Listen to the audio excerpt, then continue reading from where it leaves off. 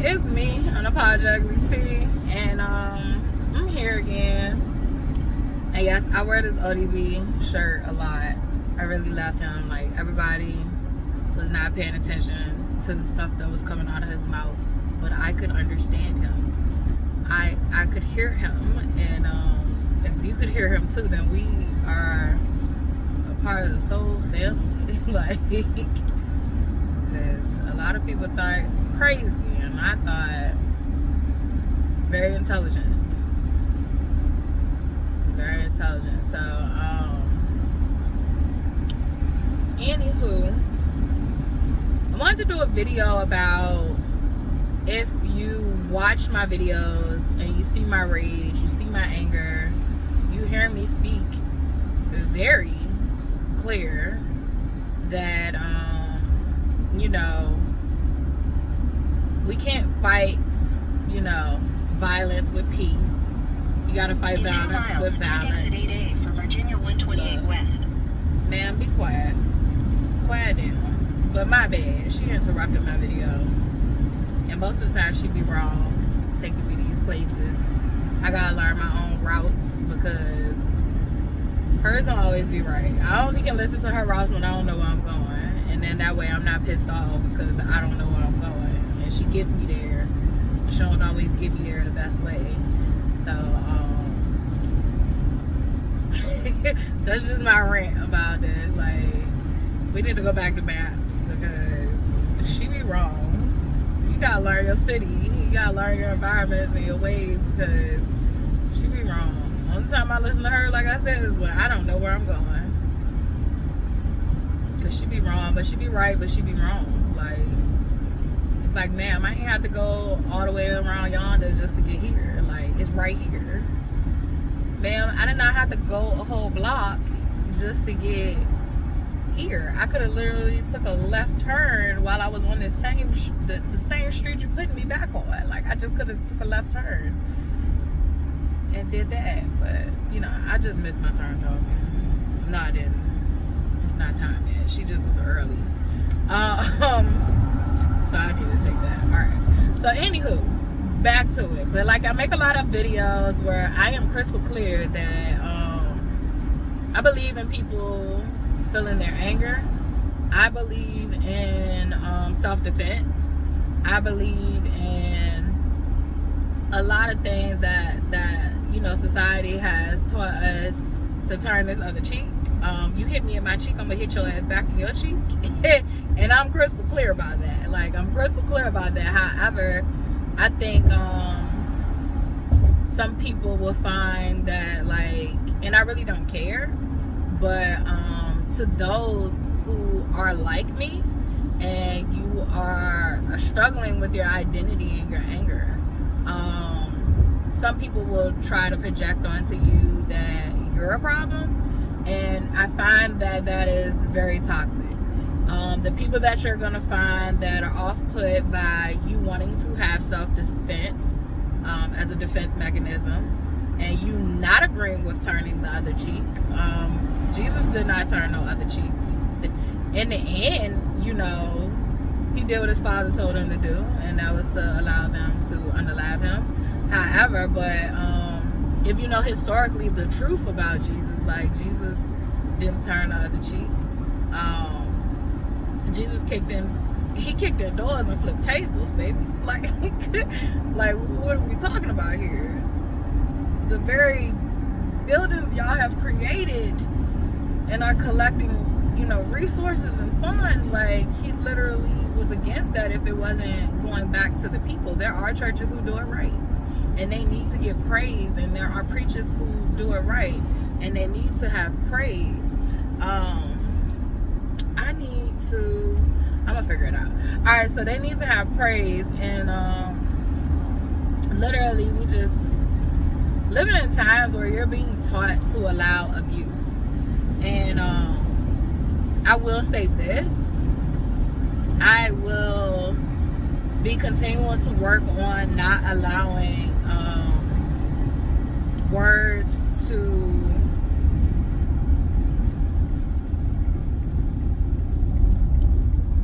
I guess get me out of emotional regulation. However, if you put your hands on me, if you are a threat to my livelihood, I don't have any sympathy for you at that point. Like, it's self-defense. And I have been, no, I can't do that. I have been, hold on, give me 1 second. All right, so I'm back. But yeah, like, for anybody who has been constantly abused, whether it's by the system, whether it's by, you know, your family, friends, partnerships, whatever, your workplace, because abuse is very riddled in American culture, is that they give the abuse, you take the abuse, and you turn this other cheek. I cannot and will not be doing that. Now, my reaction would be based on, you know, what type of abuse it is. If I am, like, just like from making these videos, I get stupid people in my comments. I get people who aren't stupid, but they don't agree with what I'm saying, and they think that they can come and say some things to convince me that I'm wrong. What's right for you is right for you, and what's right for me is what's right for me. You can't come over here and convince me of anything. Literally, not your job, not your place. Find somebody else who has been, you know, brainwashed, and you can continue to brainwash them. I think for myself over here, it doesn't mean that I do not allow for someone to school me, someone to educate me, someone to say, hey, look, maybe this is your opinion, this is the fact, but this is all based on experience over here. So, like, literally, there's really nothing for you to check me on. This is my experience. I'm sharing it with you. I am sharing my ideologies with you. I don't pretend to have the answers for anyone. I have the answers for myself, and the answers look different for everyone. So the only time that I would accept certain, you know, feedback is when someone needs to school me on something I misspoke about. That's a fact. Typically, what I try to do anyway is to tell you to research it yourself, look it up yourself, whatever. Because I have a lot of information stored in my brain. I'm not always good at recalling exact information verbatim. However, I know the gist of it for me to understand it. For you, you should probably go do your own inquiry on topics I talk about, and get the facts and the details. So that's the only type of feedback or criticism I take, is someone letting me know I misspoke about a actual factual thing. But as far as my experiences, as far as my ideologies on how I view things, my opinions, you can't come over here and you can't change anything. And I won't be reacting to you in a sense of like I'm gonna school you, because I think at first I wanted to do that, and it's exhausting. I'm not doing that. So when people meet me with internet violence and you're behind a keyboard and I don't know who the hell you is, in most cases you don't even you can tell that the page has been created just to, you know, creep on the internet, because I definitely do. I used to do shit like that when we was teenagers, like, and social media first came out. Like, we all created accounts to troll and to listen to, you know, like, follow other people that we really didn't, you know, care for, or to speak to people in a kind of fucking way without it being backlash on us as a person. Like, we created that culture. Like, the teenagers from my time period created that culture, and I'm gonna give you a pose. So yeah, like, I have people who will comment and you know, say little things, and you're entitled to your opinion just the same as I'm entitled to mine. The same way I'm making these videos, if you find that what I have to say is offensive to you, goes against what you believe in, whether it's morality, you know, just beliefs, religious views, whatever. How about we normalize you agreeing to disagree? How about we normalize you be brave and you go make your own damn videos? Like, normalize that. You go be brave and go stand on your pedestal and tell your truth. Like, okay, how you feel? So, like, I've learned that, like, you know, as far as like words and stuff like that, I'm learning to react less. Coming back home and being around my mother has helped me tremendously. Like, sometimes we think things are punishments and all that shit. Like, shit, that was the wrong fucking mistake to do. Like, that was the wrong mistake could have happened in this story plot, was sending me back home to her. Because once I learned how to maneuver with her, like, it's gonna be very hard for you motherfuckers to get me out of my element. Like, it's gonna be very hard. Yeah. If I can be unbothered by Charlotte White, the lady who know how to push all my fucking buttons, the lady who know where all the buttons are, like, shit, I'm untouchable. Besides God. Like, when it come to man, like, I'm untouchable. Like, shit, that's how I feel. And yeah, like, so words do hurt. So people can definitely be nasty and say nasty things, and words do fucking hurt. Words can cut deep. I literally use that tool as a tactic to get into people's head all the time. Like, I was taught by the best of them. So, like, words really do affect people. However, I've gotten to a point where, like, you know, I have a little moment, and I had a moment with myself, but I'm not going to react off of what you just said just because you said it. Like, that is giving up my power. And I just did a video on that. Like, that is me giving my power to someone else. Like, I've lost control of my power. So I've literally learned that, like, you know, I'm going to be mindful of what I feed into. But when we're talking about, like, violence, and I did this video not just to talk about, you know, my perspective of, like, violence and all that stuff, but I really did this video to pay homage to violence, because even though I wish I could have did without, violence literally is the reason that I can be so gentle with people. I can be patient with people. I can be, you know, loving to other people, because I've endured so much violence that, you know, like, that's not my go-to that I want to give. So even though you see these videos and you see me reacting with rage and anger and all those things, or me saying certain things about, you know, I would do this or do that if I could, and da da da da da, it's true. I would. However, just because those thoughts come to my mind does not mean I have to act on them. And I won't be acting on those thoughts per se. Like, you literally would have to put your hands on me, or you literally would have to be an active threat for me to respond in physical violence. But violence has afforded me to be gentle, be loving, be empathetic and compassionate for others.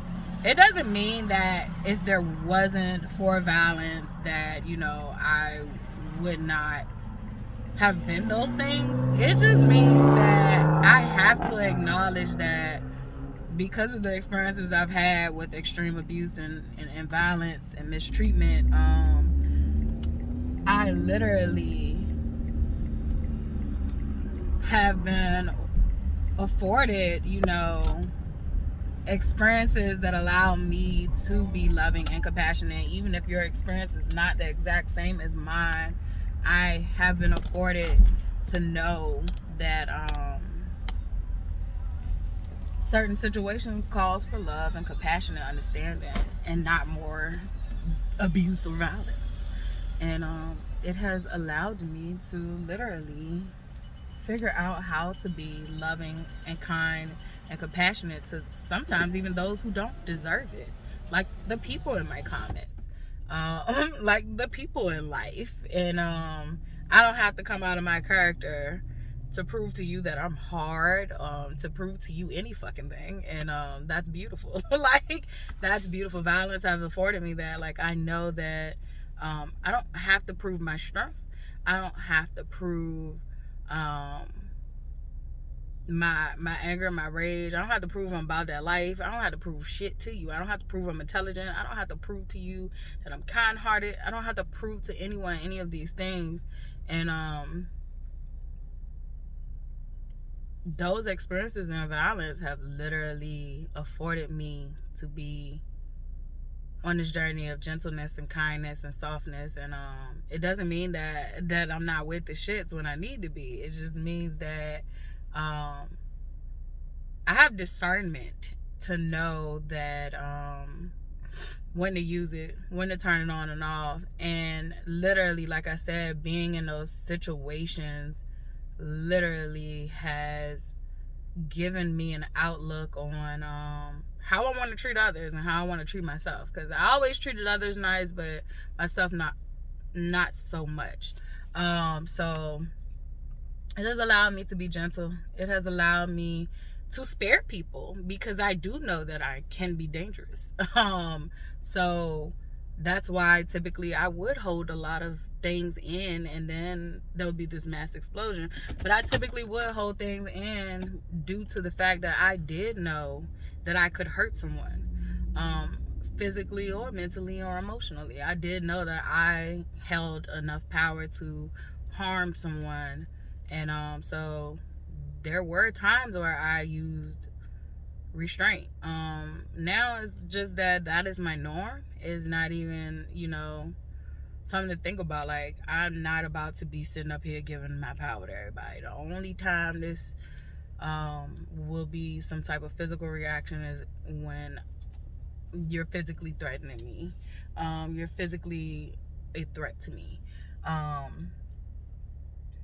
Anytime I'm going to give anger or power to a situation, it's going to be based on, does this afford me healing?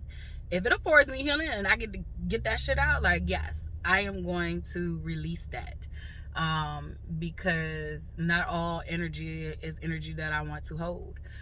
So, like, I literally will release when I need to release. But however, I will not be giving nobody my power. Like, if you want to argue over, is it tomato, kiss my ass. Like, argue with yourself or your mama, because I'm not doing it. And so violence literally has afforded me a certain softness, in a sense. And it's weird that that's an oxymoron, and it's given that for me. That's how I've been able to process it. I don't know if that makes sense to anybody, but it makes sense to me, and that's all that matters. And whoever it finds, I hope it makes sense to you too.